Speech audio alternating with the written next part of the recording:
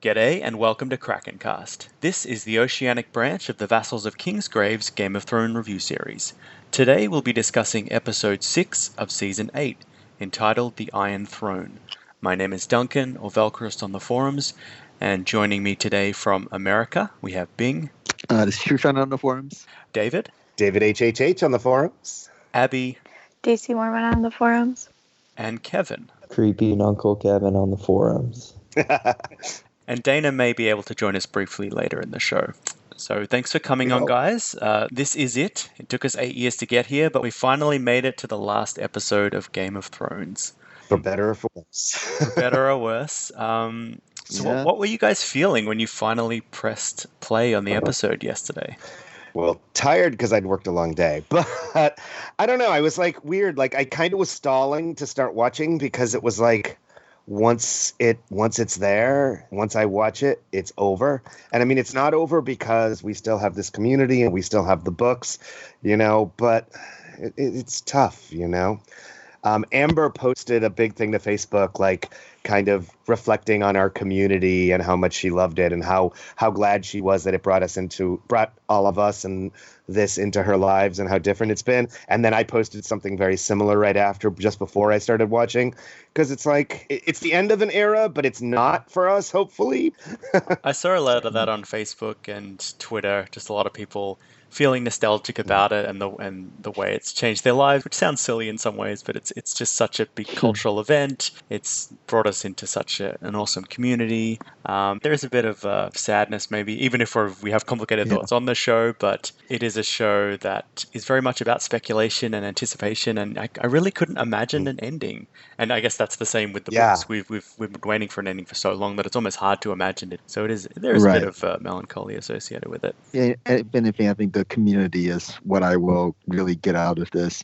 I mean, I think Duncan, you and I are the only ones from back when this whole started, KrakenCast. Yeah, the first season, or season 4, I think it was, but the original. Season 4, right? Yeah. Was it 5 years ago now? Oh my God! Doesn't seem that long ago. I know it doesn't, and I know, and a KrakenCast was my very first VOK. So yeah. And so if anything, that's worth being nostalgic for. Mm-hmm. Yeah, it sort of felt like the last day of camp as a kid, where like the night before, episode 5, was all the emotions and feeling like super, super emotional about episode 5 and strong opinions and all that. And then episode 6 was like the morning that you wake up and you have to clean and then leave camp as a kid, and it ends up not being kind of being a letdown.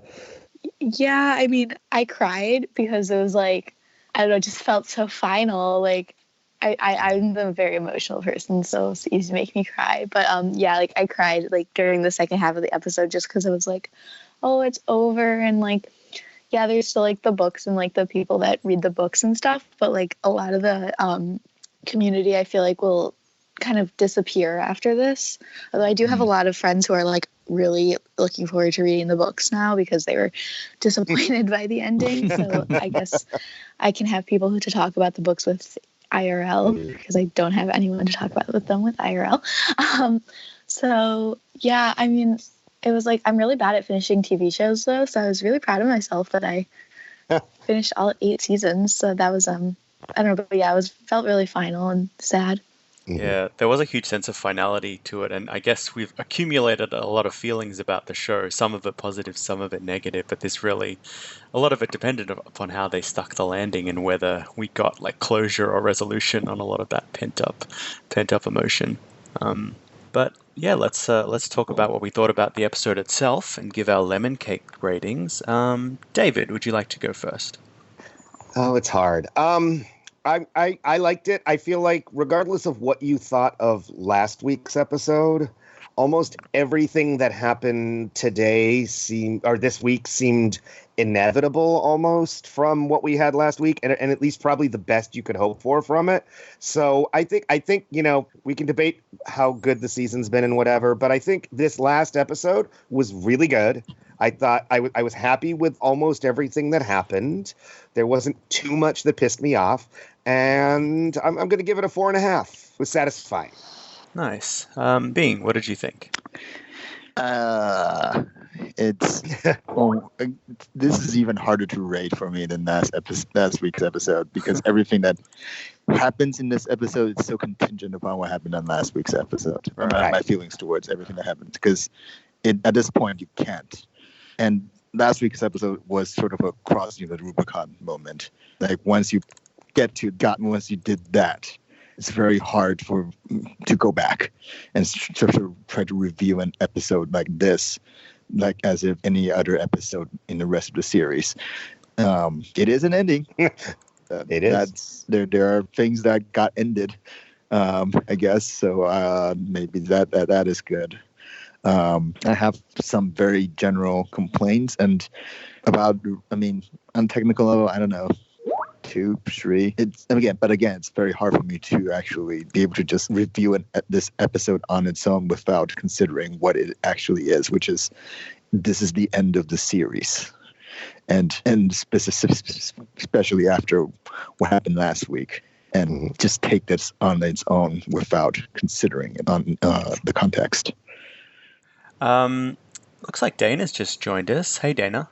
Hello. Hey. Can you stay long? Do you want to give your lemon cake ratings for the episode? I can stay for about 10 minutes, so I give this one 5 out of 5, because Whoa. explanation-wise is Ooh. after last week's episode, which broke my brain, I feel like I've had like a traumatic brain injury, and I can now watch the episode on the showrunner's level. So 5 out of 5. It now makes sense to you. Talk about yeah. faint praise, No. but yeah, I'll take it. So, but it's not like a 5 out of 5 for like on a season 1 episode or a season 2. It's literally just last week broke me. So now, who the fuck cares? 5 out of 5. Why not? Put much effort into this as the showrunners did. It's a terrible 5 out of 5. Broken woman. Yeah. I want to hear the broken woman speech. I cried, which I didn't expect, and it was just because Ghost got a pat, which is so pathetic. But there was like tears running down my face. Yep. The people that I view it with were just like, "Are you okay? Like, what is?" And I'm like, "He just got a pat. It's all I wanted all season, and it happened." Absolutely. Kind of feel just more angry after seeing that. The best character this episode, best acted character, definitely Drogon somehow. The animations of that dragon, when he was staring down, I'm still a little like, ugh, at the whole, it was Drogon burning down the Iron Throne and finally finishing what Dany never could, because she could never not be a ruler. She always had to be queen, and Drogon's like, well, no, I am... Just like Bran is king, who the fuck cares really now? Why not? Let's have an automaton as a king. That's fine. Bronn as Master of Coin, ugh, who cares? Just who cares? It's over. The band-aid's off. I can't complain anymore. But I enjoyed parts. I'm happy it's over, and I don't think if the season had been better, I wouldn't be happy it's over. But I am happy it's over, and I think that says more to me. Donna, I feel confident you can complain more, but fortunately you don't have much time. But yeah, I can bitch and moan forever about this, but it's done. Mm-hmm. They shatter all over something I really enjoyed, and yay, maybe it's 5 out of 5 because I don't need to watch another episode. Wow. Yeah, it's such a complicated critique. I know, right? It's like a roller coaster. Yeah, that's exactly what it is. Thanks, Dana. What did you think, Abby?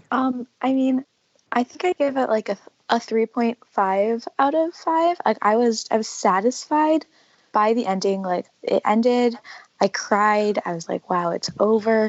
I'm okay with where some of the characters are. But then also I was kind of like, why are the Starks literally ruling the world and everyone is just okay with this? Like that sounds like a recipe for disaster.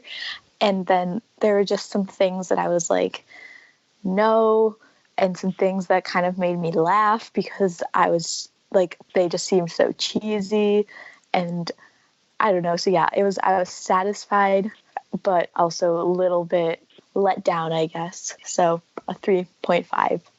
And Kevin, what did you think? 2.75. I mean, so before, I guess the episode divides in half with that scene where Tyrion stares at the camera in his jail cell for long enough to make you think your HBO Now froze. I mean, really, I don't know if anyone else did, but like I was getting up to check it, and then finally his eyes moved. I was like, okay. I mean, before that moment, it was not nearly enough dialogue because, of course, that's all that it's been this season is lots of long stares. And I mean, in a certain way, the plot makes sense if you fill in the blanks for them. But, you know, they missed on all the good dialogue they could have had. Like, I don't know. They finally mentioned Maester Aemon, but for some reason, John and Danny could never talk about that all season. Like, hey, you're a Targaryen, I'm a Targaryen. I knew this other Targaryen. Kind of seems like it might have been relevant at some point. You know, anyways, just the no dialogue thing until after Danny's gone, and then I mean the dialogue after that's kind of all after all the tension's out of it, and they're deciding who's gonna be king, and you know, it's not really all that exciting. Okay. So I think I agree with Abby that I found it pretty satisfying, despite itself. I have my ups and downs with the show, and I consider the latter seasons a pale imitations of the earlier seasons, but I thought this episode stuck the landing as well as it could, and it contains some incredible scenes, like really well shot, really well acted, and even well written. I guess well written because they had very little dialogue, but they just worked so well for me. And I guess they worked well out of context more than in context. Like my problems with the episode are just problems with the season as a whole. Some of the scenes weren't necessarily earned, but they still kind of took my breath away on their own. And yes, as Dana said, the final shot with Ghost totally tugged at my heartstrings. So I'm kind of feeling nostalgic and a bit generous, so I'm just going to give it 4 lemon cakes. One thing that I didn't really enjoy was that I feel like they were trying to use the actors, especially Peter Dinklage, to act in a way to sort of explain what happened. Like to basically use their superior acting to cover for their deficiencies in their writings, if that makes sense. As in to give it more weight, or what do you mean? To basically, I mean, we'll probably get into that very soon. But sort of using all the dialogues in between, whether it's between Tyrion and Jon, and also Tyrion during the sort of weird council thing, Majigger, to explain things that they never could for the past 2 seasons. Yeah, I think I know what you mean, and I think we can talk a bit about that when we get to that scene for sure. But I think Dana can only stay a little bit longer. Did you have any other points you wanted to make before you go, Dana? Yeah, this is all in like the last 20 minutes. What the hell is with that little parliament scene that is so heavily weighted to the north that how is that okay? Yay for Sansa going last and being like, yeah, no, the north's not part of this. Everyone else's face is like, oh god, we should have done that. Darn. I booed at Samwell the first time when he was like democracy. When it comes to like the final scenes, I really, really wanted Brienne to write like after like the Queen part, just be like, has tiny dick is shit in the sack, like just something like that. The groan over the Song of Ice and Fire book was so loud I had to pause it so I could continue groaning. That's the name of the series. Yay for the... It was just like so eye-rolly bad. Loved Sansa being queen, crowned queen, hated her crown, hated it. And yay for Jon just going north and not going back. He's like, yeah, I'll go to the Night's Watch, whatevs. I liked that. I liked that the wildlings were like all children.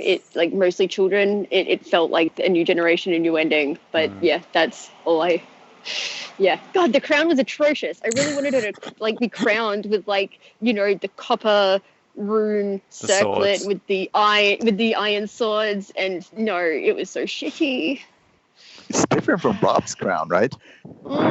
Maybe they're trying to call it a less martial kind of iconography. Maybe, but it was so pathetic. It was such a southern crown on a northern queen. But yeah, that's all I got. And now I have to get to work. So I Okay. look forward to listening to this. Well, thank you, Dana. And I'm so sad this is the Bye, last Donna. KrakenCast in this way. Yeah, well, Bye, Donna. we're glad you could make it even for a little bit. Last KrakenCast. Yeah, love you all. All right. Yay for Love you, Krakens. What's dead may Donna. never die. Go Krakens. What is dead may never die. Unless Jamie Dead may kills it. never die. All right. Well, those are our lemon cakes. So let's get into the main episode. So we'll go scene by scene. And we start the episode with Team Dany sullenly wandering through the charred ruins of King's Landing. Tyrion finds his siblings buried under fallen bricks, while Jon witnesses Lannister prisoners being executed. The new queen emerges from the Red Keep, which is draped with enormous dragon banners and surrounded by troops in formation. She congratulates them on their triumph and gives a rousing speech about the enemies they will eradicate, the states they will liberate, and the 1,000-year empire they will erect. In a nearby house, a dog takes a sip of coffee and mutters about how fine all of this is. But Tyrion totally mean girls Dany in front of everyone, calling her a straight-up psycho and dramatically hurling his pin down the steps. Dany has her goons drag him off to a dungeon. So this is the aftermath of the shock decision from last episode. Very grim scenes of the sort of casualties of war and people wandering with rotting skin down the streets of King's Landing, people weeping, crushed bodies, burnt corpses. How did it hit you? What do you think? It did what it needed to do. It was building up the, master villain Dany. She had to give her evil queen speech. I don't know where all these Dothraki suddenly came from that were out there. That's what I was thinking. Supposedly, they were all supposedly most of them were wiped out and there were a few left, and now there's suddenly thousands of them jumping around on their horses doing nothing. But yeah, it's a bit confusing because it seemed to suggest that the entire horde charged at the army of the dead, and then you see all their lights go out. But I mean, I guess technically they may have survived and circled back in some way, but it is very confusing. And they even said it after the episode. Yeah. Did they? Yeah, they say they were all... Yeah. Oh my god. Yeah, okay. and that after the episode is just a recipe to get mad because literally, I think it's Weiss said, "You're watching the end of the Dothraki people." Right, and that's well, apparently not. For her freaking out and taking off on Drogon. That was her justification back then, and I guess not. That doesn't make sense then, unless she's literally still transporting Dothraki over the narrow sea. More comment. There's lots of boats. Yeah. In her Evil Queen speech, she did refer to them all as Unsullied, which kind of ticked me off because I was like, there's obviously Dothraki there, but right. Yeah, I guess Dany thinks they're all Unsullied now. They're extremely sullied. Right. I want to see someone try to rip off a Dothraki dick, okay? I don't think that's happening. Okay, I felt like all the characters were way too nice to Dany. Like, no one brought up the fact that the city surrendered and then she just went ham. They were like, you slaughtered thousands, but they weren't like, you didn't have to kill everyone. It was just, I felt like everyone was too nice to her. I don't think they were being nice. I think they were terrified of her. Okay, but no one called her out. Like they were like skirting around. They called her out for like. You'd burn if you called her out. Okay, but Tyrion called her out, and then he didn't go all the way though. He was just like, you slaughtered the city, but he didn't say like, you didn't have to, because it'd be one thing if she killed the whole city and like the city hadn't surrendered. Yeah. But the city had surrendered and no one brought that up, and that just pissed me off. I don't know why. Yeah, but I don't think it needs to be said. I think it's like obvious that she knows that. She knows they surrendered. Right. And Tyrion had counseled her beforehand and she deliberately ignored his counsels. So he's basically like, this is it. I think it was a more powerful gesture to throw away the she shows very pin. little awareness of anything in general other than her own glory. Yeah. Which, I don't know, this is... Dany as a character, well, I mean, we've already talked about how all the problems with Dany as a character this last season. It's just, I can't get into her head. One thing I kept getting weirded out by is, okay, so did she actually kill everyone in the city? Because there seemed to be, there are these random Lannister army people who aren't dead, who they then kill, who of course, Grey Worm playing evil master kills them all. And so I'm not clear, so wait, how did these soldiers stay alive, but all the small folk are dead. Well, So I guess she just unleashed flame all over the city. She didn't necessarily kill every single person within it. If the Blitz of London, people still survived. Right, but did they ever show like any survivors of small folk? Well, they showed the city at all, even one. They showed the city being back very soon, apparently, in a few months. Which is also weird. Yeah. Yeah. Well, and they showed that guy at the beginning that was doing like the slow walk that looked like one of the zombies in Ocarina of Time. That's true. There was one, yeah. And the other thing that bothered me in this parsh here is because I think we skipped the part also of Tyrion going and finding their bodies, Jaime and Cersei's bodies. Yeah, I thought this was really, really powerful. I thought Dinklage's acting was great. It was an amazing scene, except that it made no sense because, wait a minute, okay. No one in their entire army thought, hey, maybe we should make sure this queen we've been trying to kill is actually dead. Like, no one went searching for the body except Tyrion, who just happens to wander into it. It made no sense whatsoever, but it was such a powerful scene that I'll actually forgive it because it was good. It's great. But I mean, right? I mean, Tyrion says, I want to go alone into the Red Keep. So the Red Keep has been decimated. Jon offers to let soldiers go with him. He says he wants to go alone, so I think it makes sense that he's the one that finds the queen's body. Shouldn't they have already been there? But in any case. Well, they're just entering the city now. They retreated from the city, now they're re-entering it. Didn't episode 5 show the Red Keep entirely getting knocked down? Like didn't it show it just completely getting taken all the way to the ground, and then half of it was still up, and like you see the ruins falling on Jaime and Cersei that are, or not the ruins, but like the foundation completely collapsing on them, and yet somehow there's just a few rocks on top. I'm with you. It's a bit confusing whether it's the entire Red Keep or whether it's like spires of the Red Keep, like the Tower of the Hand or something. Right. It's kind of whatever they need for the moment of the scene. Yeah. But Again, it's like an operatic logic rather than an actual logic. Exactly. I mean, I don't understand how castles work still. So like it, like whatever the Red Keep was, whatever to me, I wasn't really paying attention because like I don't understand how medieval things function really that well, like structures. But people still being alive in the city seems logical to me, just because Dany kind of burned through the streets, but I don't think she actually would have been it just like logically it makes sense that she wasn't capable of burning down the entire city because that would be a lot of just land to cover, I feel. So I don't know. Yeah, it's a massive city. She burnt parts of it, but I'm sure some people survived or were only injured. But any thoughts on the very Nazi-esque speech that Dany gives about taking over the world, and just a lot of the shots were very sinister and whatnot. It's very I don't know what they're trying to go for by making the Dothraki and the Unsullied the audience to this, and like I mean, like you said, it's presented like a Nazi rally, except the people who are there are I don't know. The show has but the show has huge problems with race and gender and all these things, and at the end of the day, they still don't care. So okay, sure. Yeah, it was weird, like a lot of the characters exchanging cautious glances as all these horsemen and Unsullied. Yeah. And she's speaking in a very scarily in a foreign language. It had that very unnerving feel, like we've been invaded or something like that. What have we done? Yeah, the show has never given any Unsullied besides Grey Worm any character. So, so whatever. Like, the Dothraki just doesn't care, and it's like, yeah, we murdered a bunch of people, we burned them to the ground, and then we see a bunch of burned, charred corpses and half corpses all over the street. Is that fun to them? Like, don't they have feelings as well? Yeah, I mean, it sort of codes these foreign others as evil and savage and whatnot, which is really problematic. But I think the show makes it clear that it was Dany's decision to do this. She was the one that kind of unleashed this horror onto the city. And Grey Worm. And Grey Worm to some extent, too. I mean, she may have made the call, but he was very happy to follow it. And is following it very enthusiastically now, even if there's any chance it could be wrong. He's not even thinking about it. He's like, yeah, we're just going to kill him. That's my job.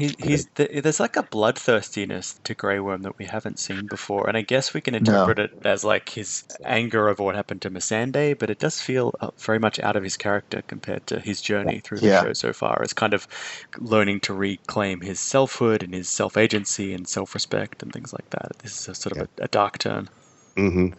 And the whole speech is really weird because she's talking on and on about how we're going to liberate people. We're going to liberate people. Like, you actually killed all the people you were liberating. So who exactly did you liberate? You know, we're going to liberate all these other places that don't even need to be liberated. Do the Summer Isles really need liberating? I don't know. I know what they were going for, and it was fine. They were going for, cross between Nazi and bad Disney villain, and it worked, I guess. But and no, it still didn't weird. work to me. I think it's a complete failure of a scene to show to reflect on Danny in any sense whatsoever. Because I just feel even worse about the turn they took for her. Yeah, like it seems too extreme. Yeah. One thing, though, I will say that for all the people who felt that it was too extreme a turn, I liked that she specifically quoted some of her earlier speeches when she said, I told you we would burn the men in their suits. We would burn them in their houses of stone," or whatever it was, and all that. Like, for all that we say, oh, this is, it wasn't earned and all that, she has been saying that she was going to do this for years. And they even quote her speech. The context in which she made those speeches were different back when she was saying those. But she still said it. She still said it, and we cheered her on, which is, I think, so what she said it. We cheered her when she said it. Yeah. Yeah, I mean, she said she was talking pretty specifically about the usurper's dogs in those scenes, I thought. And then she since learned that she likes most of the usurper's dog's children, and she gets along with them and their allies. Yeah. She did say she'd burn their cities to the ground. I mean, she said that. But when did she say that? She said that outside of Karth when she was literally throwing everything she could against the wall to get them to let them in the city, or they were going to die. She tried being nice. She was trying everything she could. So she just went that route to see if she could get someone's attention. So, I mean, that was the main time that she said that line. I don't know.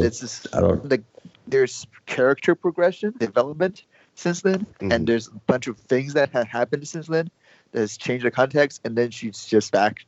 But then now she's just reverting back. I don't know. This character still doesn't make sense.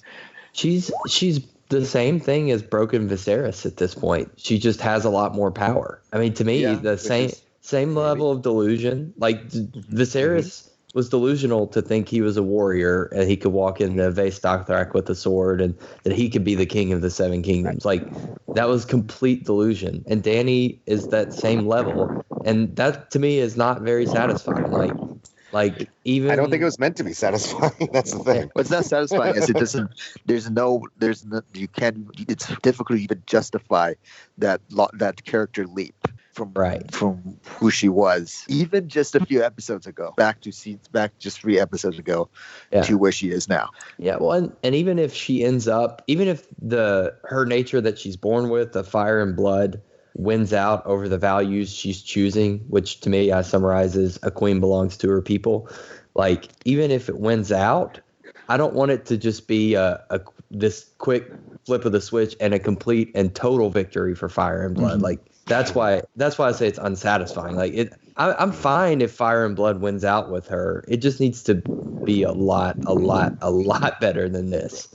Well, I think George is going here as well, and I find that really exciting. Like, I find that tragic transformation for a character like Dany, who was so much fighting against this compulsion to just seize power through force and crush her enemies and rule through fear. Like, that's very much the conflict at her heart, and she feels that instinct within her to punish people who hurt the innocent with a righteous, very violent rage. We've seen her being capable punish of people that. who hurt her. Being and sort of having a sympathy with the victims because she has felt victimized herself. Like, we definitely see that in the show and in the books. But I guess the conflict for me is, like, I actually do find this scene really powerful, but it doesn't come from anything organic. Like, this should be the end of a long, intense transformation, like a season, 2 seasons of her transforming into this mindset. 1 or 2 episodes, it's too much whiplash. It just feels too unearned. But again, like, I've kind of just accepted that this is her transformation, so I just found the scene powerful, but I could totally understand if people didn't.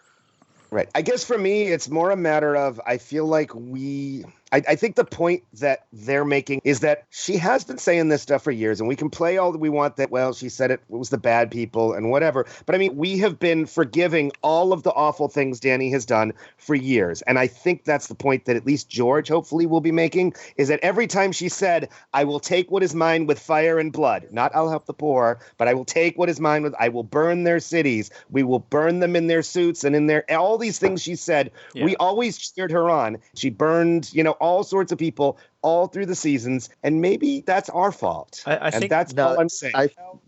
Leaving the book aside, I think if that's the point that showrunners are trying to make, which I think they are, I think it's completely disingenuous of them to make that point the way they did, because those scenes back then, they were not portrayed in a way. The disingenuous part is being they were trying to create illicit emotions back then in those scenes to make us support Dany.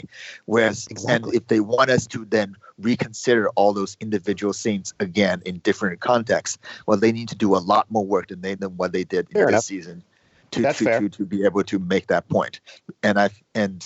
So this is not on us. This is on them. This is their failure. This is not our failure. I think Tyrion makes an adjacent point that people were kind of cheering a lot of her previous, fire and blood actions in the past, but that in turn kind of rationalized future actions that she had validation from people that these were good things, that she knew what was right and she knew how to overcome the forces of evil. And I feel like they're sticking those words into Tyrion's mouths to help justify their own bad writing. Well, I mean, they probably don't see it as bad writing, even if we do. Obviously. That's their point. They're just making explicit what they thought was implicit in their writing. Right. I guess. I mean, they stick this point adjacent to something like emancipation of slavery, of liberating people of specific races from the oppression of people of other races. And again, this is even more to the show than to the books, because in the show they specifically colored the people who are suppressed and people who are doing suppressing in a way that speak to American history in a way that's much more explicit than it is in George R. R. Martin's books.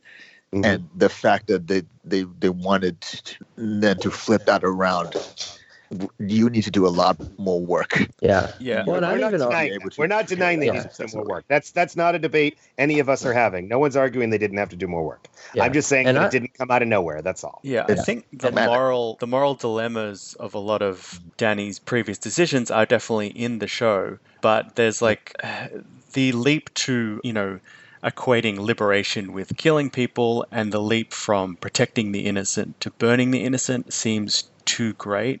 It's like they've done a little bit of the groundwork, but then they've jumped to this completely different character.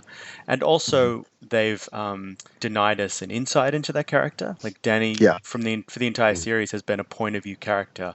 We've had an insight into her psychological workings, understood the process of some of her decisions, and we haven't for the last few episodes in which these really crucial decisions are being made.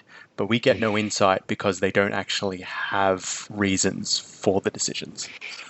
So for me, again, sorry for keep going on and on about this and sort of being, a bit abrasive about this specific point. But I feel like this is, if Game of Thrones is going to have one big message, one big thematic idea, and I know that the showrunners themselves think themes are for whatever, that they don't care about that. But if the show is going to have any sort of message, this is the absolute pivotal scene in which they deliver it, and I feel like they absolutely completely flub that, and which means I don't know.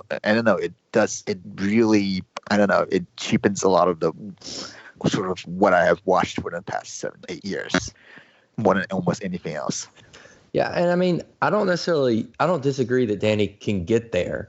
I think my issue is I don't like this idea that this is where she was headed all along. Right. I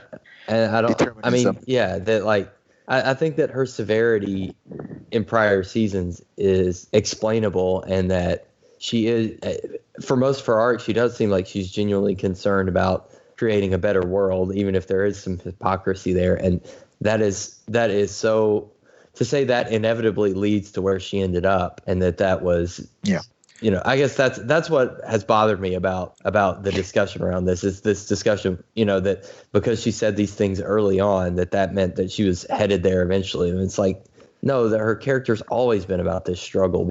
I mean, I think there is something frightening and compelling about a character who wants to make a utopia and is so sure that they're right. Like, that is fertile ground for horrible things to occur.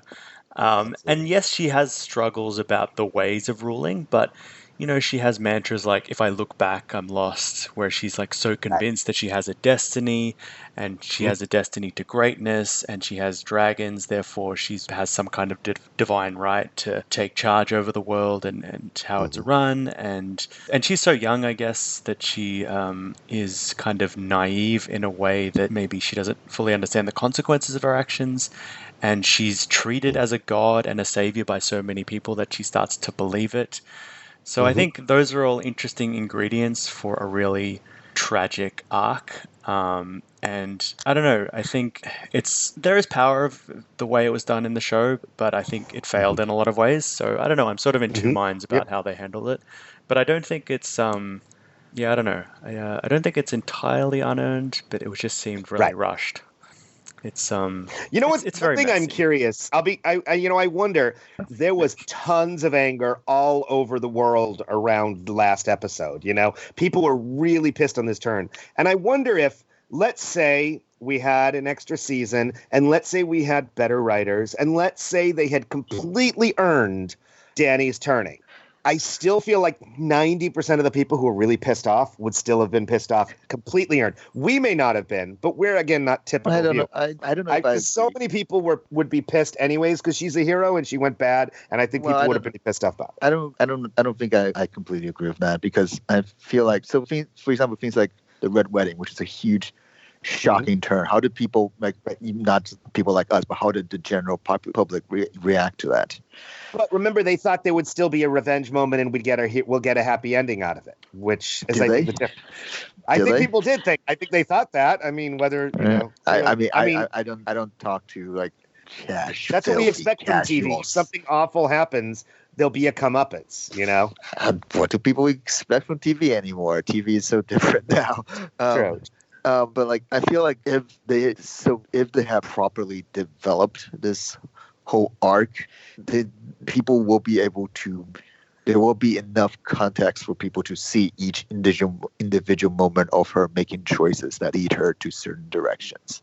It's not so much hating it to completely not buying it. Yeah. I feel like for most people, the problem is they're not even buying it. And I think what's crucial to that is that we are inside the character's head. Breaking Bad's a really good example of that, where we're so closely aligned with the character's struggles and prejudices and experiences, and how all of their decisions are gradually rationalized, that we don't even, that the transformation from good guy to bad guy is so gradual that we're almost on board with them far longer than we should be. It should be a struggle. We should see the struggle in Dany about what she should do, what's right, what's wrong, what's justified, what's not. But we're completely disconnected to her in those last few episodes, and it feels really jarring. And I think people are really sad. People are really put off by not just the decision, but the fact that they no longer recognize this character. And even Emilia Clarke said she was really conflicted about this change, and the fact that she was so invested in this character, and she had gone down such a drastically different path that she, I don't know, couldn't sign off on it in a way, or felt betrayed in a way by it. Or at least that's some of the subtext of some of the interviews she's given, where I think she talks about walking around New York in a haze and ringing up her family and saying, do you think Dany's a good person, and things like that. So Emilia Clarke did not know this was her character's path from the beginning. Okay, because I feel like that is also really crucial, because I think of Harry Potter, where even though the last book hadn't come out, J.K. Rowling told Alan Rickman the motivation behind Snape, and so he was able to act. I don't know. I just feel like knowing your character's motivation, or not motivation, but I guess no, Dany's isn't motivation, but more psyche, I guess. So I don't know. I feel like that, although that would be a big secret to have to carry around for 8 years, I guess. But I do feel like she was done a disservice then by not really knowing the full extent of her character's psyche. One of the things she did say in some of in the interviews is that there were moments, like in previous seasons and previous episodes, where she read it one way and then the director said, wait, could you read it this way? And she wasn't really sure why, but they told her to do this. And now in reflection, it all makes sense that this is what they were going for. And I don't even know what those moments are. It'll be interesting, if I ever when I rewatch to try to find what those were. But there were little bits they were trying to hint at previously that now, knowing why, that makes sense. So yeah, I feel just a little thing I read. Yeah. It's a little different from the Snape example, because I guess Snape was doing that the whole time, whereas Dany didn't necessarily know what her final decision would be until she made it. Right. But I think that seems to be a reoccurring problem with some of the actors not knowing the full extent of their characters' motivations. The actor who played Stannis said he also felt very disoriented and unsure of what his character was or what role he was playing in the story. I feel like the showrunners' priorities were wrong in that sense, in that they feel like they put much more stock in shocking people and making sure spoilers don't get out over just having the actors. And because Emilia Clarke got criticized for her acting throughout this entire show, a lot of by us in these podcasts, and I feel like she has been done a great disservice because of that. Because if she's just getting inconsistent direction throughout this entire show about where her character is, and that she ultimately wasn't even explained who she's acting, then I feel like that's on the showrunners, not on her. Yeah, I'll be interested to see where George goes with her in the books in the next ones. Like, will we get some hints of this or not? I don't know. I'll be curious. Okay. How does she deal with the Dothraki? We should probably move on from this. We better move on. It's a good discussion. It's a good discussion. No, it is good. It is the final episode. And an important one. And it's like kind of the crucial discussion of the whole episode, really. For sure, yeah. And probably the one most controversial one. Right. But let's move on to the next couple of scenes. So Jon visits Tyrion in his cell, who is bemoaning all of the "I told you so" pie he's going to have to eat from Varys in the afterlife. Jon can't bring himself to turn against Daenerys, citing Aemon's "love is the death of duty" quote. But Tyrion, stone-cold genius to the end, flips the quote upside down. Jon finds Dany in the throne room, complaining about how much better the book version of the Iron Throne is. They smooch, and she wonders if there's a dagger in his pocket or if he's just happy to see her. Turns out it's the former. Jon stabs Dany and then frames the Iron Throne, planting the murder weapon. Drogon subtly burns the throne into a single ball of metal Play-Doh, scoops up the queen, and pieces out of the city and out of the series. So do we want to talk about the first scene with Tyrion and Jon? Any thoughts on that in the cell? Acting's really good. Yeah, the acting this whole episode I was really impressed with. It's their last chance. They better get it good. Yeah, this is all the Emmy reel stuff. Yeah. Right. Yep. I'll say this. I cannot stand Peter Dinklage's little breathy, serious voice he does sometimes. I actually like that. Oh, I can't stand it. It's so fake.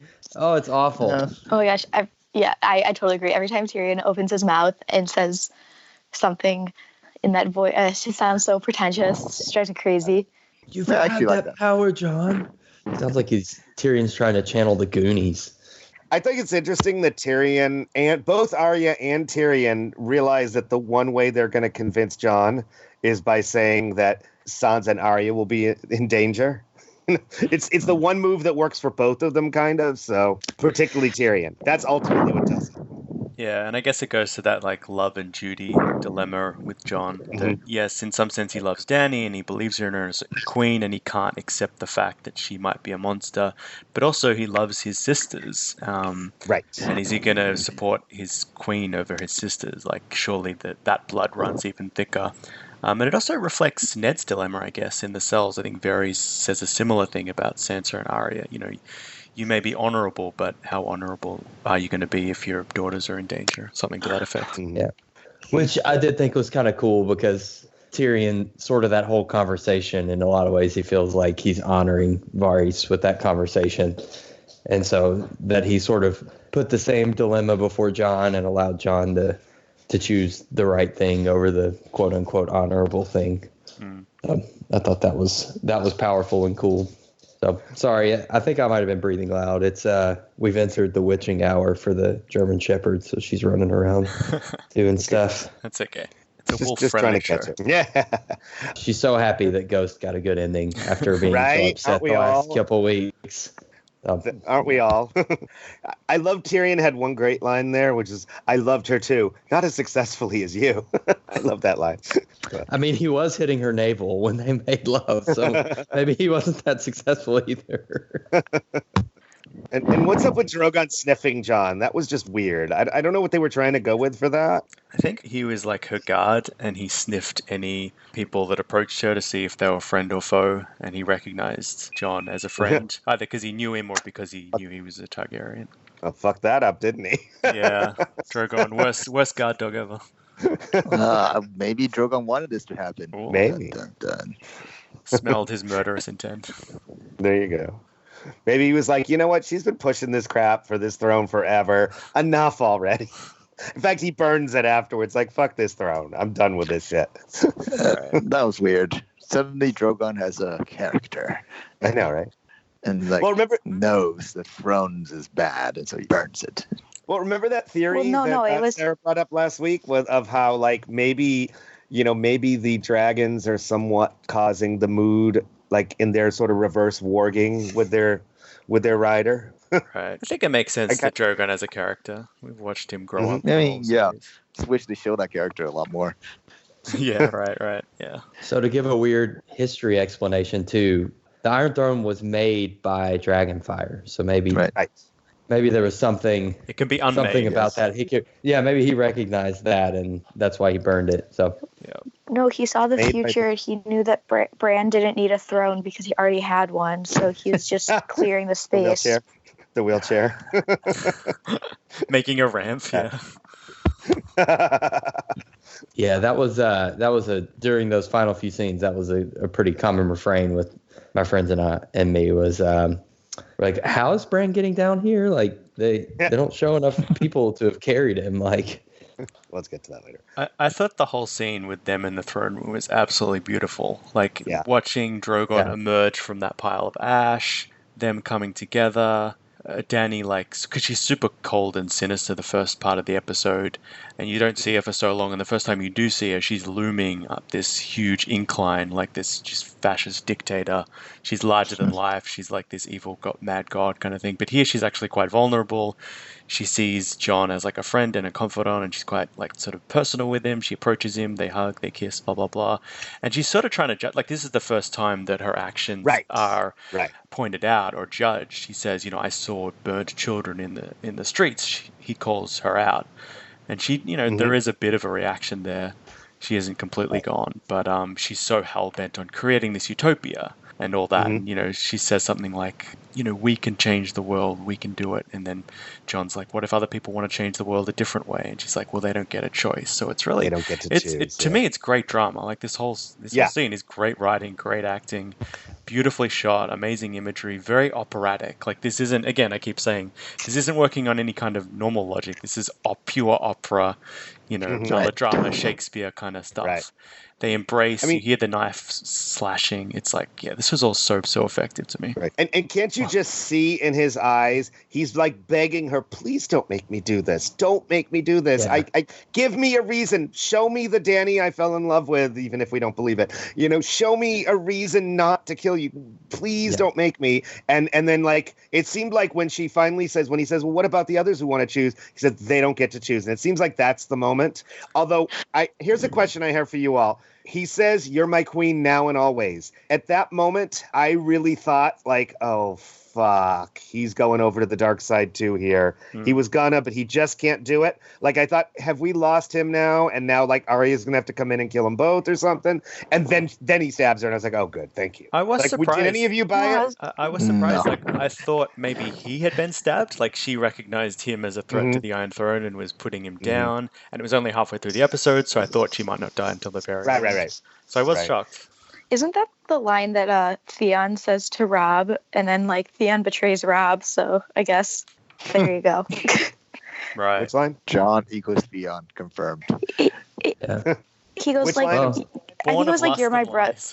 No, it's Sorry, like what was the the line? "You're my brother now and always" or something. Yeah. I think. Yeah. When he calls him the king in the north, yeah. Yeah. Yeah. Such a good scene, David. To go back to nitpicking for a second. So they take Jon's sword and his weapons when he goes to talk to Tyrion, but not when he goes to the Queen. That's all. And there's no guard. There's only Drogon. Yeah. Should have patted him down. Oh, yeah. You know, I did laugh when Drogon like picked Dany up, though. I thought that was so cheesy. He just like picked her up and like flew away. I thought I was just like, this is ridiculous.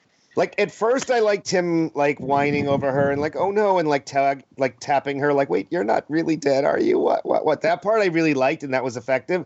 And then like when he picked her up and flew away, I was like, oh, that's weird. Why is it weird? I don't know. Why would he pick her up, take her? Where's he taking her? I I don't. think he just wants to take her somewhere to be alone or something. I don't know. Like He wants to eat her. No, Maybe I don't like think in so. Fire and Blood. No. Maybe like in Fire and Blood, he's going to take her to Valeria and see if those like worms can bring her back to life or something. I think he's just going to take I her to a just feel like mountain they're- or somewhere and I don't know, put her to rest. I just feel like they're projecting too much human rationality onto the dragon. I don't know. Yeah. Was it too much though? So like to speak on the sort of the interactions between the characters, I think one thing that sort of took me out of all of this is that at the end of the day, I just don't buy Jon and Dany's relationship still. I don't in or even- general, but I did in yeah. the scene. Like, I thought Yes, there exactly. was a genuine. The That's acting what I was good. Yeah. I guess the acting was really good. That's what I will say. The actors did their best. I mean, and I feel like the actors did their best throughout this entire last 2 seasons to it's like I make said, this work. It's like an amazing payoff to a lackluster build. Right. Well, that's kind of why I was saying, like, no matter what you thought of last episode, this I think worked, and everything from here on. It was the same with Tyrion and Jon. It's like they've barely shared a scene together. This is like the end of this sort of great the first friendship or this great relationship that we haven't actually seen. The first season. Well, the first season. Right. Yeah, I know. Even with his comment of like, I want to piss off the wall again. Remember, like piss off. Yeah, with Tyrion and Jon, at least there's that first season. I think the problem again is it's Jon and Dany and even Tyrion and Dany. And I feel like those relationships haven't been really developed to any clear point. I feel like Dany has barely tolerated Tyrion's existence since going all the way back to season 6, right? Season 6. Yeah. But so I don't know why he was so dedicated to her up until this point. And Jon and Dany, I mean, I think we said enough about that. Yeah. Well, it's all the conversations that they didn't have for me. Yeah. That's the more I keep thinking about it. It's like Tyrion mentioned why Jaime killed Aerys, but then when she meets Jaime, she talks about what Viserys wanted to do to Jaime. And that doesn't come up. And like initially in the moment I understood it, but as seeing where Dany's arc went, it does annoy me that it didn't come up.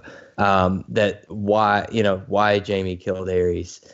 And then, like I mentioned, Maester Aemon, that I don't know how one of the first things after Jon reveals his identity to Dany, I don't know how they don't have that conversation of that she was the second Targaryen he ever met. And here's all of the wisdom. Here, it seems like something you'd tell someone, like one of the first things he tells Jorah is that he really admired Jeor, like that just seems like something you'd talk to someone, and Tyrion did that too with Jorah. Like, it just seems like the thing you naturally talk about, and it's really important to the plot. And it's advice that turns out really would have mattered, and just no one talked about it. Well, also, Aemon was an example of a Targaryen who had more of a claim over the one who became the king, and instead he just gave it up. Right. That might be interesting to talk about with the dynamic between Dany and Jon. Mm-hmm. Yeah. Am I the only one who is surprised that they kind of basically ended the main story like not even halfway through the episode, which I guess works because we needed to have like an epilogue and more like what's going to happen in the future. But I was still, as it was happening, where like, not even was like 30 minutes in, and I was like, he just killed her. Damn. Like, I guess it's over. I think it was like anticlimactic. It was like halfway through. It didn't feel rushed to me though. Like, I don't know what more they would have done within that space. Yeah. Just surprising. Yeah, I mean, it was really Jon's decision because no one else would have gotten near Dany with a weapon.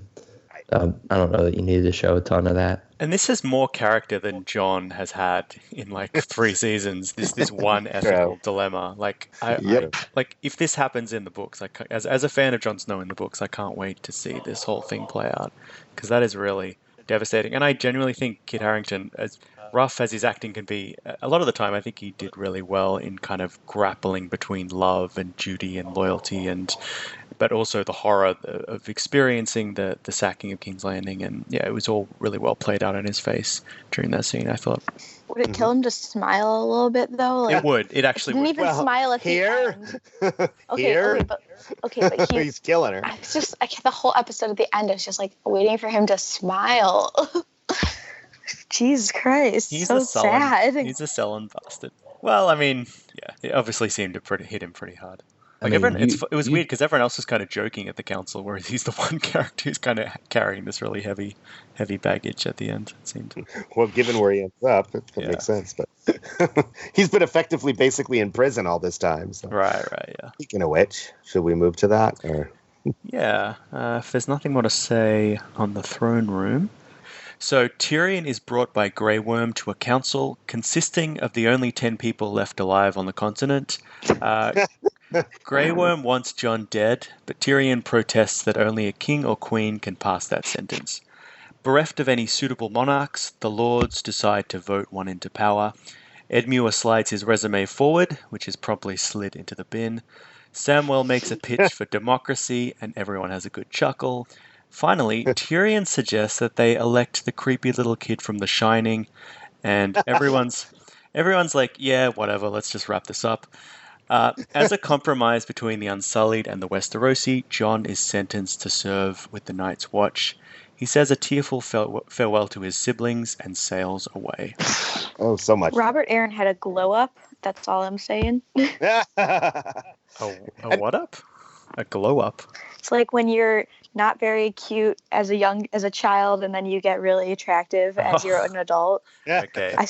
Yep. Can I just say there were people on that council that I didn't know who they were. Like, okay, we know, Robert. Yeah. There was the guy next to Robert Aaron who we've seen before, and I forget who he is, but he's the Lords, right? And then there's like someone sitting next to him. Who's that? And there was like Yara and someone next to her. I don't know who that was. There were like 3 or 4 different people who I didn't know who they were. Never mind whoever the hell the Prince of Dorne is, who I'm just going to pretend is Quentin because I wanted Quentin. But he's a man, Woody. That's older from Quentin, though. I think that's a man. That's a man. It's a man Woody. I'm okay with that. That's a man Woody. I'm okay with that. Man Woody. No, when Edmure was talking, I kept expecting them to make a joke, being like, "Who the fuck are you?" Because like I didn't know who he was until like Sansa was like, "No, Uncle, sit down." I didn't get that he was actually putting himself up for it, but that actually makes sense, and that was funny. Either way, I love that he gets to be the last punching bag. So what is he? Is he Lord of Riverrun now? Is that like Lord Paramount? I guess if it's... I think he's there just because he's Tully. Yeah. Right, I mean, they're running out of people with famous last names. Well, it's weird because they call it the 7 Kingdoms or the 6 Kingdoms, but there's more than 6 or 7 people there. Yep. Right. But I guess, so they've got Gendry representing Storm's End. They've got Brienne, I guess, is representing Tarth. It's a pretty big part of the Stormlands. They've got the Dornish Prince. They've got I think that's a Manderley. Robin Aaron, the Vale, Royce from the Vale. I guess the other couple of guys are maybe from the Reach, or I think one of them is a Manderley because I seem to remember him being in the. Oh, did they have the guy with the big white beard and hair, Manderley?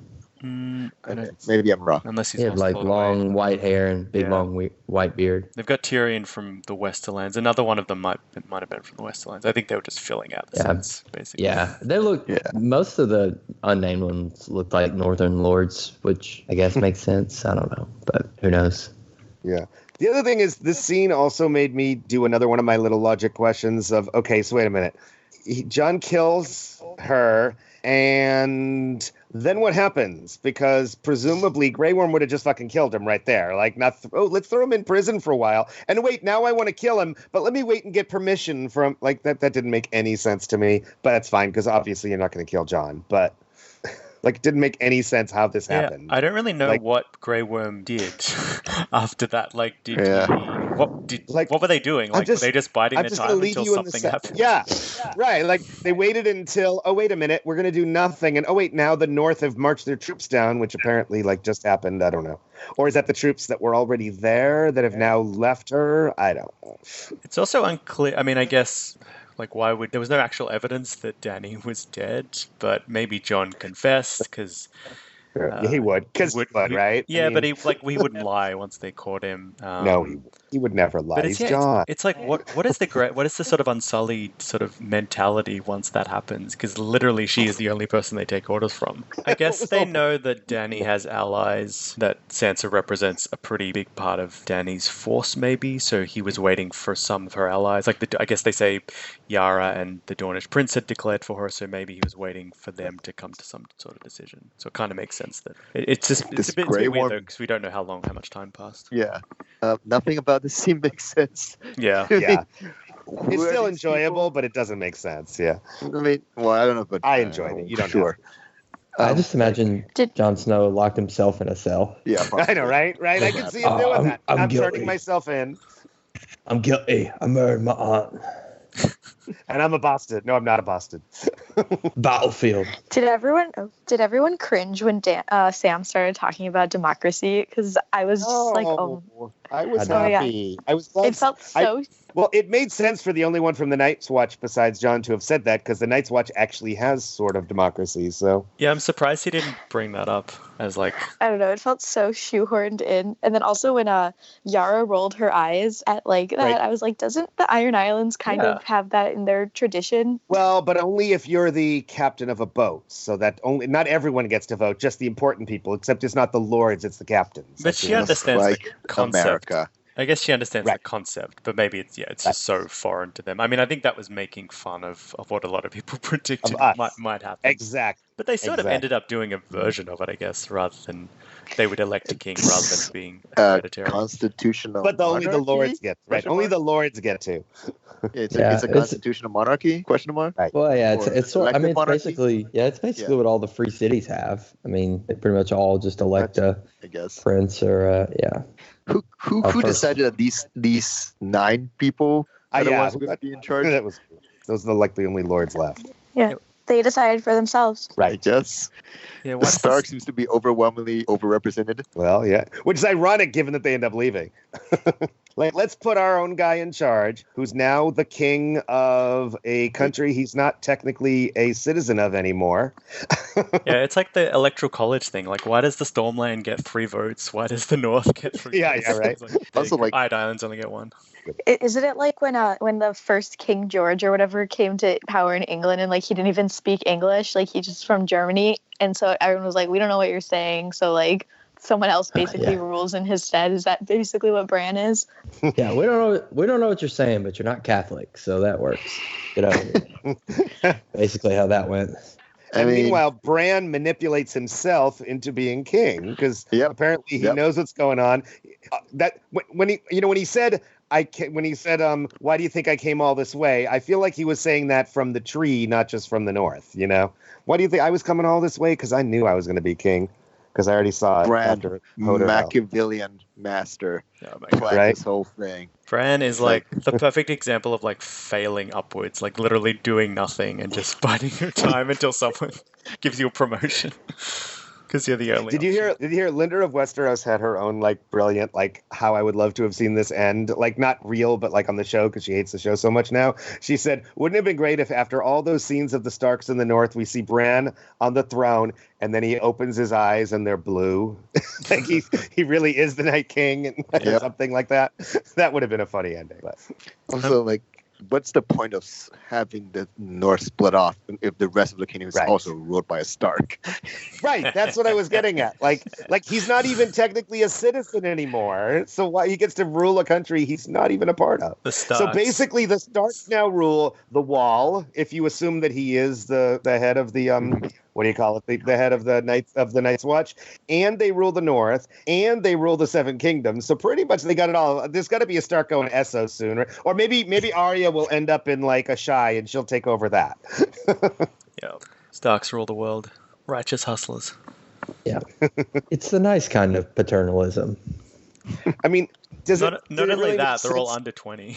Yeah. Basically kids. Right. I mean, it doesn't kind of make sense for the North to have been an independent kingdom. It's something they've been really, really pushing on the show. And even in the books hasn't been that big a deal. I mean, Torrhen Stark kneeled. More so, I mean, if anyone shouldn't have been a part of it, it should have been Dorne, right? But the good thing about it, it allows us to have Sansa as the queen in the North, which, you know, you had to have. And I think even if that's not going to happen in the books, if that, like, that's one change I could see them doing in the show, only because of all the criticism of Sansa's arc and the rape and all that stuff. So I could see that even if George wasn't doing it, they might be like, you know what, we'll do this change. I hope maybe we'll go there in the books. I don't know, but I could see if that is a change, that's the one I could see them really doing, like the big one. That sounds awful. That's sort of justifying rape. I'm not saying it's a good justification. I'm just saying I can see that's why they do it. Yeah. Well, it's the continuous apology they've been doing ever since then, where they're like, all right, we've got to make Sansa really, really awesome to make up for this. So, and I'll say in terms of not kneeling, I mean, they say in that scene that Bran can't sire children, so he's only king for as long as he lives. So, you know, why do you want to then? It'd be a lot harder to succeed in 40 years or 50 years or whatever when Bran dies than it would be to go ahead and do it now. I feel like this has been all a plot by Brendan Rivers to there you go. Take the throne he can never take. Right, his protege is back on the throne. One little moment in there I like too was Bran appointing Tyrion his hand, not because of the good things, but to fix the mistakes he's made, like almost as a punishment, which is that was nicely ironic that he gets the power he always wanted. I always kind of suspected he'd end up the hand of whoever, right? But he gets it actually as a punishment. Was kind of neat. It didn't really sound like a punishment, though. I was like, when Bran was like, but Bran was like, this is your punishment. And I was like, Tyrion already had this job, though. It wasn't a punishment the first time he had it. What do you guys think the new throne is going to be? Just a weird chair. Will there even be one? I know. Do they need one? I mean... It's only 6 kingdoms now. Right. But it's just a symbol. And it's a symbol. I mean, if anything, I think it would make sense to not have one now, like to get rid of that symbol because it was used so badly recently, you know? Build one out of snow. Dorne should probably just ask to be independent right after Stark's did. Right. Exactly. No, too late. You said I can never be independent now. Right. No take backsies. Yep. They just totally wrote Dorne out of the show. Right. I still want to know who the hell that is. Manwoody. Manwoody is the solution. It's either a Manwoody, a Dane, or a... What's the other one? Ironwood. I was wondering if the fact that Bran becomes king gives any meaning to the Night King's attempt to kill Bran. Like, he knew he would eventually become the king, and he was, like, trying to strike the heart of the human kingdoms or something like that. I don't know. It's just a weird theory. That could work. I mean, maybe they could have explained that. Right. But it's almost like a predestinational thing where, like, by trying to kill him and giving him all this importance is the justification for making him king. Maybe that's what the Night King wanted all along, was he just was really pushing Bran to become king. To give him this awesome story that would make him legendary, so he would ascend to the throne. That was the plan all along. I love that we're trying to give the showrunners reasons, and I've been doing it too, so that's fine. But I'm actively Wait, I figured it out. I just had an epiphany that probably 100 people have pointed out already. Bran the Builder built the wall. Bran the Broken became the king after the wall broke. Ooh. Boom. I did it. I solved it. I'm going with that. I like it. I saw on Twitter someone was like, why did they call him Bran the Broken when Raven Bran was on the table? But it's not Bran. You can't do Bran the something. You all have to Bran the something. Right. That's you think he'll ever find Drogon? Will he find Drogon? He was looking. Well, that's the next scene. But what did you think about, like, Tyrion's little speech about, like, we crave stories and that's how we give meaning to the world and that's how sort of power is sewn up and structured? It sounds like a writer trying to justify his job. Yeah. It was weird. My job is actually important. Yeah, exactly. I was just surprised. I was surprised Grey Worm didn't, like, smack him because Tyrion was talking. Grey Worm's like, stop talking. And then Tyrion's like, I will stop talking. And now I'm going to talk for another 10 minutes. And now I'm going to enter a monologue. If they want people to, like, who can tell good stories, they should make Sam the king. Right. Yeah. Well, he's got the book that we're going to get to later. I would kind of love if he'd said like stories are power, and Sansa had just been like, no, power is power. There you Stabs go. him. Bring up full Littlefinger. Yeah. I Full thought, Cersei. I thought it was a bit clunky, but I did kind of like how it was connected to Dany's memories of the Iron Throne. Like it's this thing that she's idolized and dreamed about for so long, and it was like cemented in her mind that she would sit upon it one day, and that just justified Right. all of her decisions. And like Mhm. she had such a clear view of her destiny that that's where she was going to end up. That sort of pushed everything else aside, and she reflects that in Jon. Like, you were a bastard, you thought you were nothing, but you were meant to be here. That was kind of interesting. Although it was I liked how she never actually sat on the throne. Like, she never actually completed her story or whatever. Oh, that's true. She touched it. She held it for a minute, but Yeah, no one actually sat on it one last time.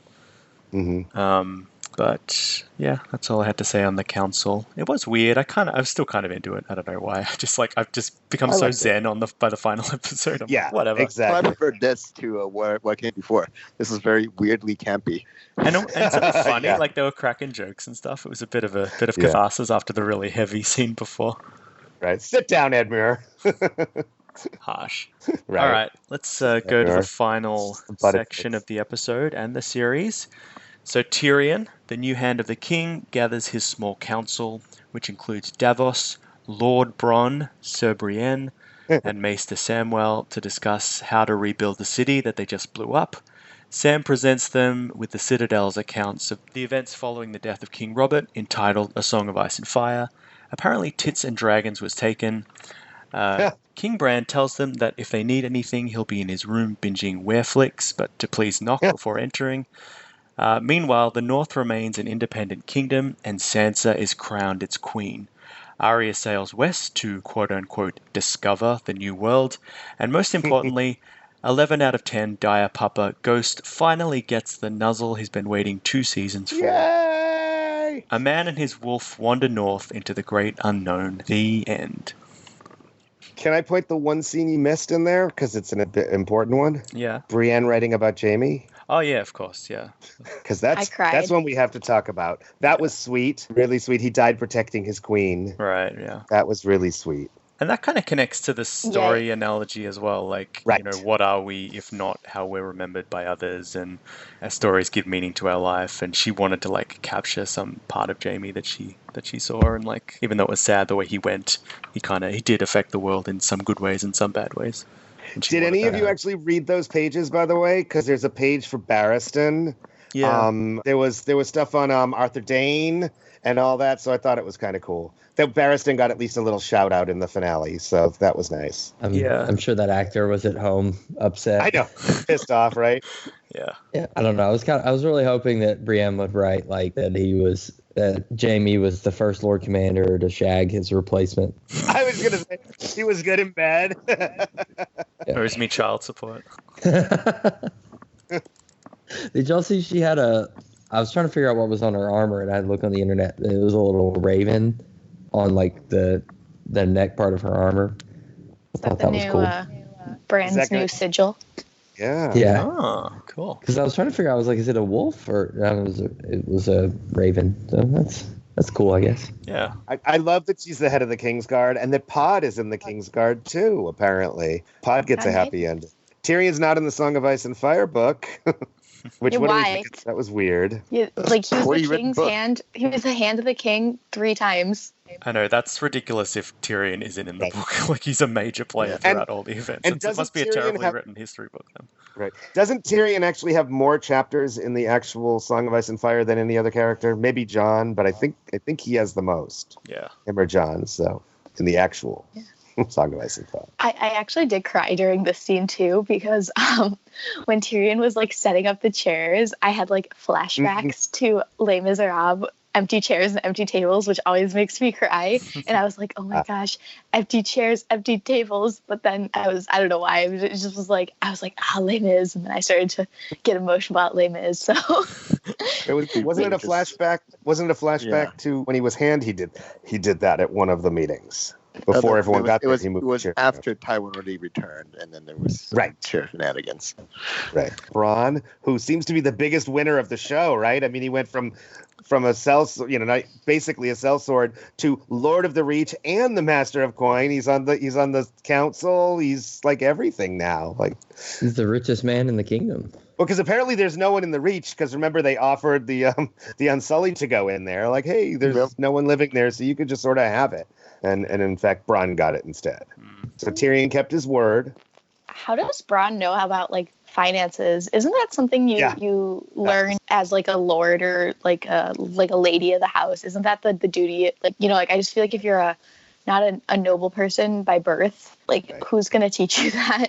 Yeah, that kind of made no sense to me, but it's. I mean, he's not really doing complicated finance. He just is the richest person, and he's loaning them money or not, depending on if he likes what they're doing. Well, if you're in charge of the Reach, you have most of the money in the kingdom, right? I mean, yeah.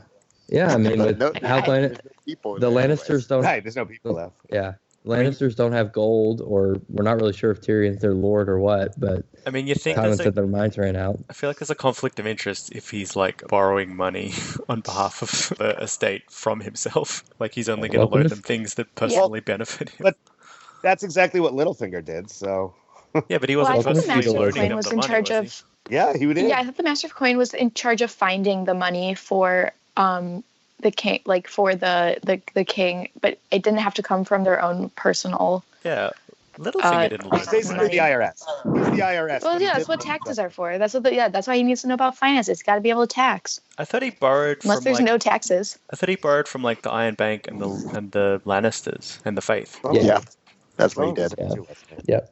And Sam's now the Grand Maester, even though he's not actually a Maester because he never finished his thing, unless there's like months in between where he went and got his chain. But he's got one little link. Did he actually earn a link back then? I don't think he did. I think they showed him with one. I think they showed him with one link after the flash forward. Maybe they gave him an honorary one. Those poor maesters at the Citadel who've been like working for 50 years to become Grand Maester. Sucking nerds. all the Grand Maesters get murdered. I think most of them want to just chill at the Citadel. Yeah.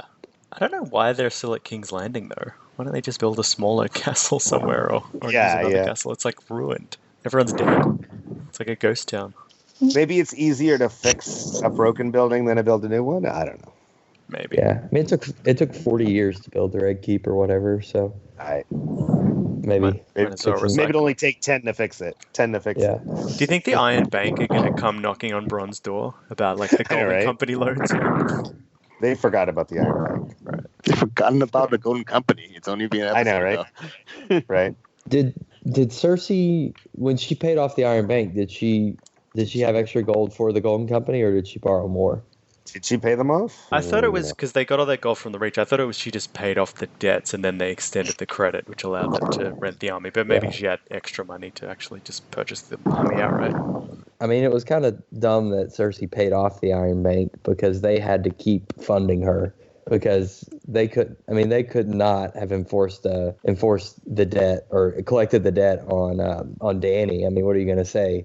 Well, we loaned it to the Iron Throne, and you have it now, even though you defeated the person that we loaned it to. You know, they've done it before. Well, they back the competitor that wins. But if you don't back the competitor that wins, I don't know how you enforce that. But on another note, I was going to say I like that the way they show who is Lord of what is just they wear the coat of someone from before. Like Bronn is wearing Loras's coat, and. Whoever that is in Dorne. Yeah, he's got Oberyn's coat. Whoever that is, we still don't know. Yeah. The Manwoody. Mr. Manwoody. We need to give Manwoody a first name. What's his name? What do we want the Prince of Dorne to be called? Richard Manwoody. Dick. If he's gonna be a Manwoody, he's gotta be a dick, right? Yeah, 100%. It's Dick on. Dick on. Dick off. Dick on. Or Percy. Percy. I just thought of a really off-color joke about the Iron Bank, but I don't know if I can say it. All right, I think I just said a pretty bad one. So this is Vox. You were like, how are they going to collect the debt? And I was like, they can threaten to break Bran's kneecaps, but that doesn't matter. Oh. Well, they can't assassinate Bran. He'll always see it coming. Sure. They can just recruit Bran to like tell them what stocks to invest in the future, you know? Any thoughts on Sansa, Queen in the North? Arya? Arya was just like, no one's ever been west of Westeros. I was like, wouldn't that just be east? Like eventually just go east. Do they know that the Earth's round? I'm not sure that's clear, but They don't. Is the Earth round? But I mean, can they see the horizon and understand that there's a curve or whatever? I don't know how science works, but I think that's the. I need to brag here though, because this was the one theory I got right, which is, I don't know if you remember back when Fire and Blood came out, we read about Alyssa Farman, who was having an affair with one of the queens. And eventually she was forced to leave and break it off, but she stole the 3 dragon eggs that we assume became Dany's. She sold it in Bravos, which is presumably where Illyrio gets it later to give to Dany, and bought a fleet of ships and then sailed west and went west of Westeros. And I remember when the book came out, my first thought was, and I'm not the only one, I can't take credit completely for this, but that this is totally foreshadowing of Arya. And so I don't think I ever said in a KrakenCast prediction, but I'm pretty sure I did in the Fire and Blood cast. So I said the moment I read that, I was like, this is Arya. Please end that way. And admittedly, it's like nothing new because I mean, on some level, that's Frodo too. But I was hoping that was going to be Arya's end. And the moment she said, I'm not going north, I was like, yes, please, get a boat. And she did. And I was very happy. So one prediction I wanted to come true, and it did. So I was happy with that. Well done, David. I think, was this referenced in season 6? Wasn't she talking to the actress of that play? And this comes up about what's west of Westeros? Because I couldn't really figure out why she decided to go. Oh, yeah. I think it's something to do with that, because otherwise it's a bit random. Yeah. Well, she's never really sailed before. I mean, I guess one trip or a couple trips across the Narrow Sea, and she's... Yeah, it sort of echoes the final shot of season 4 where she's on the boat sailing across the sea and she runs to the front. And I think even the same theme plays, which is the children in both scenes. I was surprised the Starks have a boat, have a naval whatever. It was like a Stark boat. And I was like, they're not near the sea, but okay. Right. Well, they're going to have one now because the North has its own country, so they're going to need their own navy. Yeah, they have ships. They've got the White Harbor. Manderleys. White Harbor. Yeah. It's a terrible place to leave from if you're sailing west. So. Well, I'm sure they have them on the west coast as well. Do they? Like the Stony Shore. Maybe like Bear Island. All that. Maybe they built it on Bear Island. Yeah. There we go. There's no Mormonts anymore, I guess. I know. Well, they don't need their ships then. Well, there's some cousin somewhere, some nephew. Yeah, and then the final scene is, what'd you think of the little montage? This isn't something we've seen before. I liked it. I had this thought that was obviously would not have happened, but when Jon was walking through the row of wildlings, I thought that it was going to be in Titanic at the end when Rose dies and then Jack is there, and I thought that Ygritte was going to be there. Aww. And I knew that was so not possible, but my brain was like, oh my gosh, they're going to have Ygritte, it's going to happen.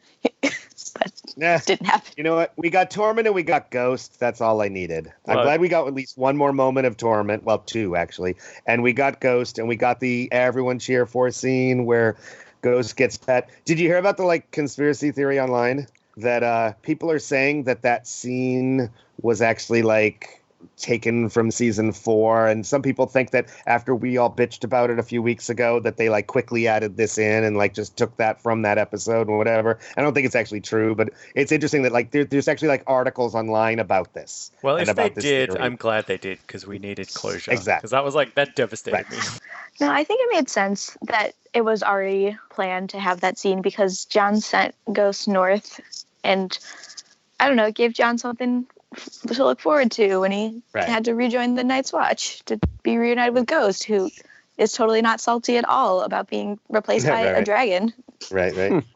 Have you heard?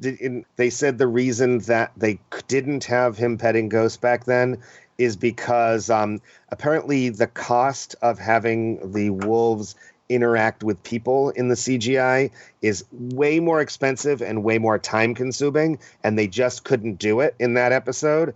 And Yeah, we they talked didn't about say that. this at the time. Right. And they didn't say this at the time, but presumably they were saving that money in time to do it right in the finale. So they did do it right in the end, even if they kind of fucked it up before. Well, whatever the reason, I actually do think it's a nice payoff because I was really annoyed at the Exactly. time, but it actually Right. sort of plays into the idea that John was like rejecting his Stark identity and rejecting the North and having to go south, and now he's like reclaiming it and he's back where he kind of belongs. I Right. guess it's kind of sullen that he's having to go Yes. back there, but it is kind of where he's been his happiest. Right. Where there's not a single person that's a friend of his that he knows anymore because they're all dead. That, or at least every character who had a name that we knew up there is dead, but other than Tormund.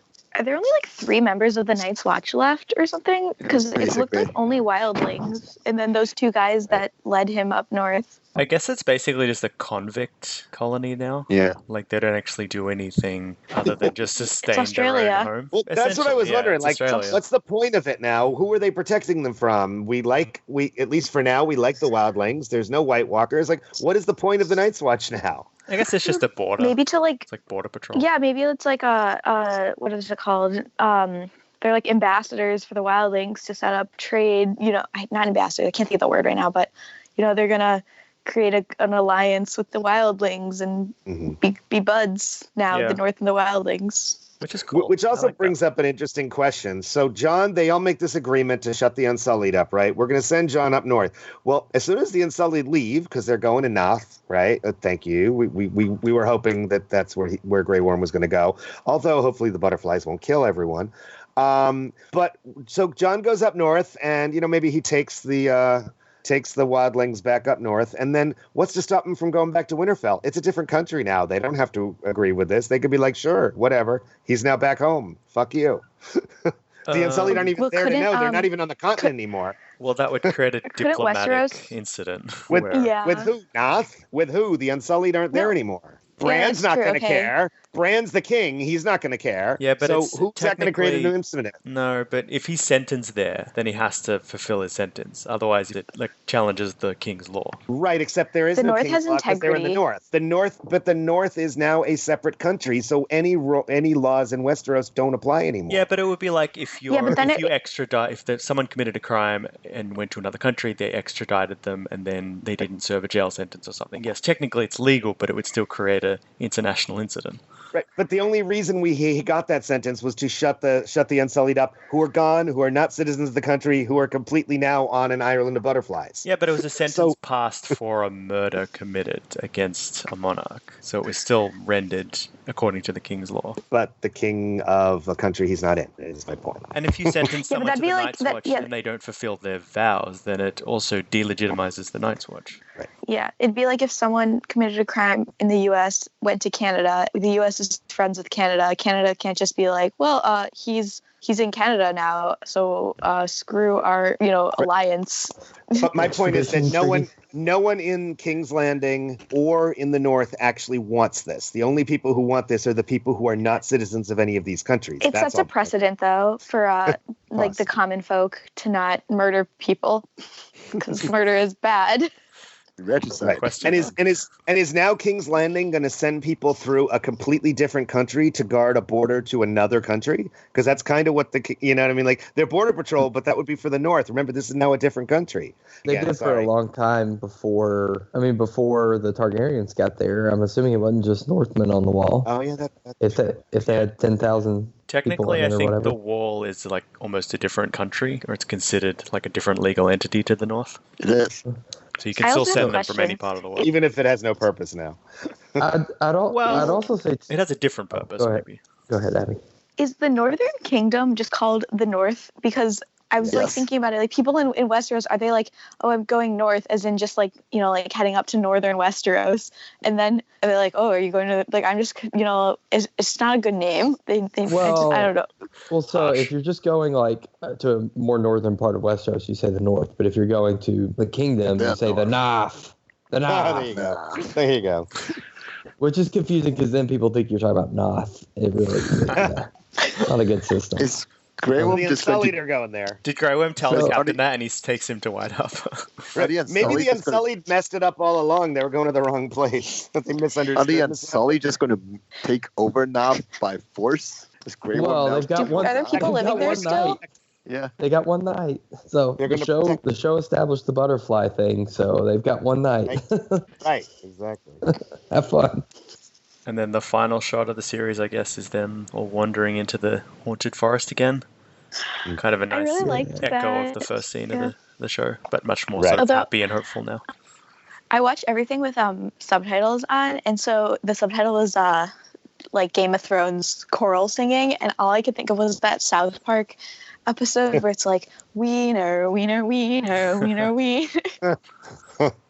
Yeah. But I thought it was really nice. That made me happy, and I cried. Yeah, it was good. I mean, It's the a good ending.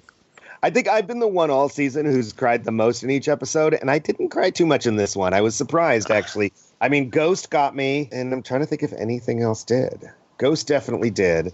Ghost got me because I heard him before I saw him. You can hear him like panting, and then John turns to him like, "Yes, he's here." I mean, it's a cheap shot just to use animals to get emotional reactions out of people. I'm okay with it. Yeah, but it works. With Ghost, I'm okay with it. With Yeah, Ghost, no. I'm okay with it. No, it's fine. That's like when they kill the dog because they know people will get emotional. No. People can be like, "Oh, it got me."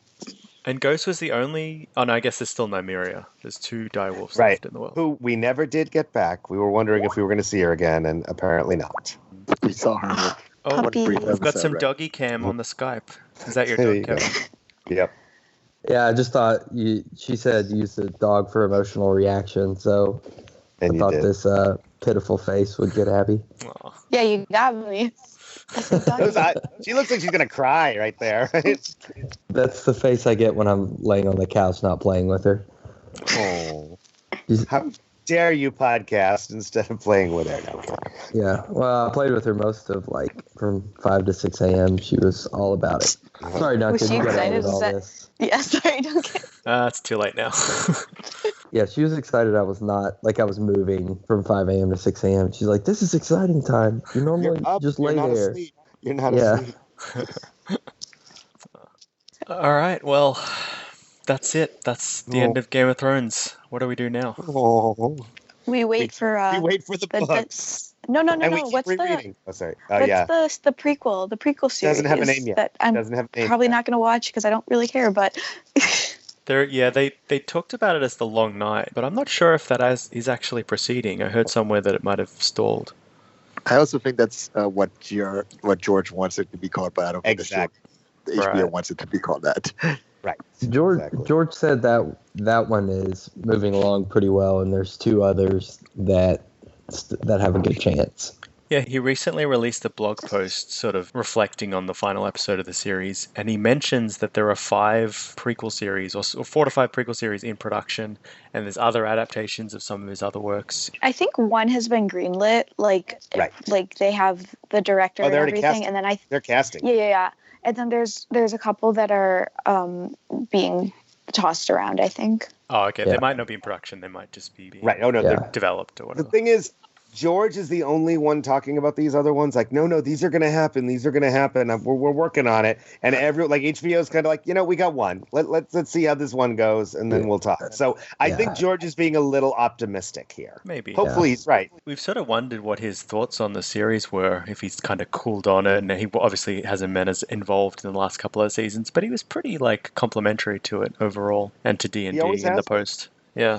It's given him a new fan base. Like, I mean, I certainly would not have gotten involved in the books if I hadn't been forced to watch the show by a friend. Like, I was not even interested at all because I don't even like fantasy. So Yeah, no, I definitely came to these books from the show.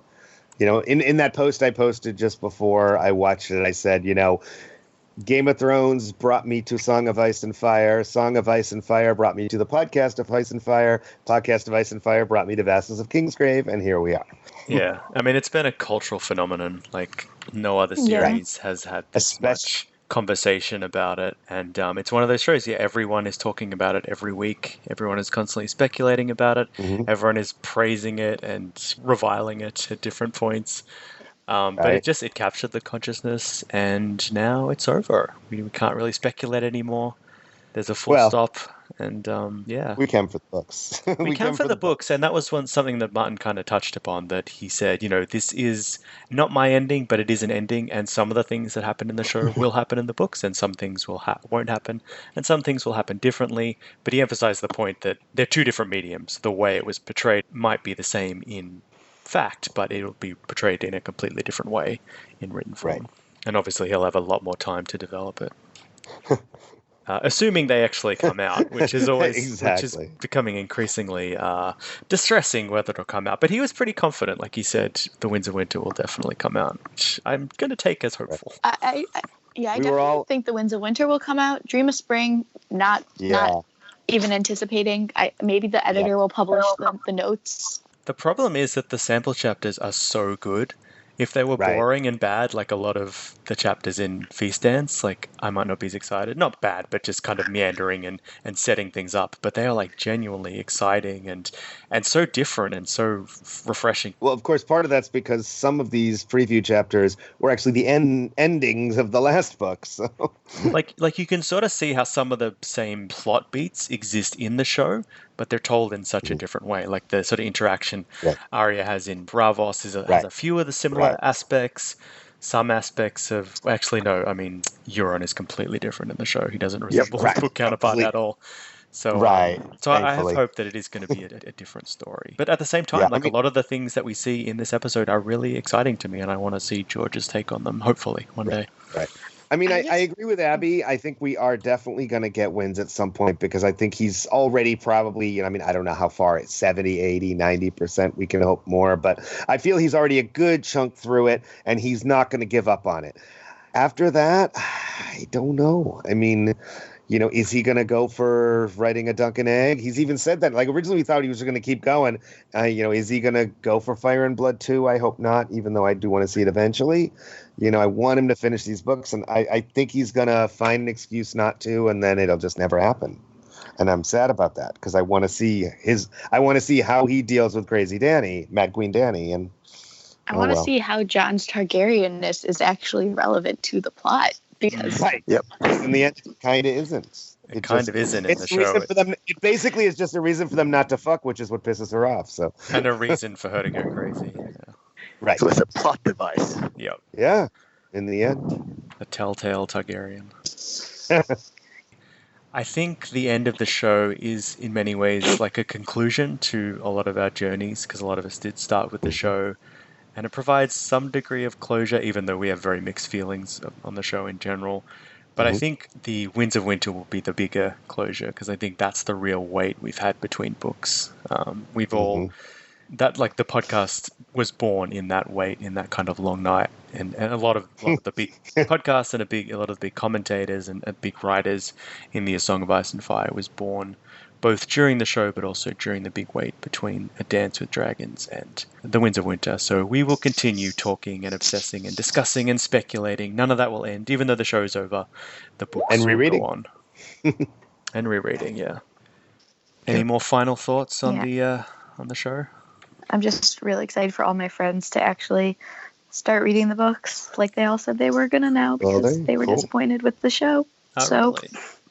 I wonder if it's going to be the opposite. If people will be like, I was going to read it, but now that never mind. I'm going to watch The Witcher coming up in summer. I originally didn't want to read the books because I didn't want to ruin the show, because I really liked the show, and then then I stopped liking the show, and so the books were definitely a improvement, because I still like the first 4 seasons of the show a lot, and everything after that is kind of... For all their failures, I've enjoyed the show start to finish. I mean, not everything was as good as it could have been, and certainly we've discussed in detail, at least for the last 2 seasons I have with you all, the many ways in which it has failed or hasn't done so well. But overall, it's still one of the most enjoyable shows on television. I don't think there'll ever be anything like it again, this big and this crazy. Maybe I'm wrong. But I loved it. I had a great time with it. I'm sad it's over. So I think as we go on, sorry. But flashbacks to high school graduation. Yeah, you're gonna close this podcast out with Good Riddance? No, I have a better, more Kraken-esque song to finish on. There we go. Good. But I think I'm like you, Abby. I think to me the show was in its prime in the first 4 seasons. Although I will say my favorite episode of the series was in season 5, which is Hunt, which I loved for all the White Walker stuff, and also Danny meeting Tyrion. I thought was really, really well done. Although ironically, the show's more popular than it ever was at that time. I mean, even between last season and this season, it's picked up something like 10 million viewers if you count all the reruns and who watch it. You know, Well, I think the production has definitely increased and in quality over time. Like some of the battles that we see in the last few seasons are spectacular. I wish we kind of combine the two, like the writing and the acting and the plotting of the first few seasons with the money that they had in the last few seasons. Yeah, but that's okay. Alas, I feel like the focus of the show went the other way. I wish there was a universe in which the show had all the books to work with. Right. I feel like I agree. For the producers, for all they're being vilified right now for admittedly very good reasons, I feel like they did a very good job in adapting the first 3 books overall. And I think that's where the strength lies as producers. And I feel like they took this show in a direction that became highly problematic. But in a sense, that's the demon we had to deal with when the show itself sort of became something that even the showrunners and George R. R. Martin could not predict it would become. And I think it's also just like a thing with television in general. I don't know. I every time I watch a series that's more than 3 or 4 seasons, I always get like burnt out maybe or something, but I always just feel like the later seasons are never as strong. Like Breaking Bad, I didn't even finish it. I stopped halfway through season 4 just because I felt 5 was very strong. I love 4 and 5. They're like my favorite. Yeah. Oh. Yeah, so your argument is invalid, Abby. Sorry. I'm just joking. You're dismissed. You're dismissed. Okay, well, Wow. season 6 of Gossip Girl, was just really bad. It just it ruined all of Gossip Girl. Oh yeah. On that note, They lost it's been Battlestar fun. Galactica. It's been fun. I gotta get Bye, cleaned up and go to Kevin. work. Bye. Y'all have a good one. See you, Kevin. Thank Have a y'all. good day at work. Apologies to anyone whose toes I stepped on. No, you're I fine. feel like y'all have it. It was a lot of fun. We appreciate the dog pictures. Yes, very much. I always have plenty of those. And you got to be a Kraken in the end. That's what counts. Well, I loved all the podcasts I was on. It was fun. You went down with the ship. Right. I've kind of enjoyed how this season there's been some mixing and matching. Like, you did a dragon and Bina did one and, some mixing and matching. I've kind of liked how that's worked this season. It's been kind of fun. I wish I did a dragon. I was on dragon. Well, I know. I wanted to. I don't know how I ended up on this podcast. Yeah. Well, it's because they kept doing. I was recruiting. Like the minute after the show ended, they would do Dragon Cast some nights, and like so many people stream it, and like because so many people want to be on Dragon Cast, like I understand that completely. That's sort of a natural way to filter some people out without having to tell anyone no. So you cut it down to just the people that watch it, right at the moment it comes out. So. I get it. It's really hard to tell people no. Like that's a tough thing. So I think that's part of the reason they did that. I do feel like KrakenCast has been colonized by DragonCast because it started with Australians and now it's all Americans except for me. I don't know how I ended up here. Like I wake up at 5 or 4 o'clock in the morning to be on this podcast. I don't have to do that. We appreciate because it. the other one was full and we're the only ones with a slot. All right. But I didn't. Gotta go. See you, Kevin. All right, bye. Yeah. And I again, think the problem we had is that this year most of the Australian Krakens couldn't make it, which is sad. Yeah. We miss them. I'm glad we could I still can do it though. pretend to be Australian, but none of you want to hear that. Can you give us your best Australian accent? Well, No. I did for the first one. I did the good day and welcome. I did it. I just can in do honor. like good day, mate, but like I can't do anything beyond that. Yeah, Yeah, I I only was did in the a one. play once in high school. I was supposed to be Southern, and I walked on stage and I had a British accent because I can't do accents. No way. Well, Australians are like British kind of Southerners. Right. Literally in this case, at one point at least. Well, on that. That's all I've got. You have to do your whole finale thingy.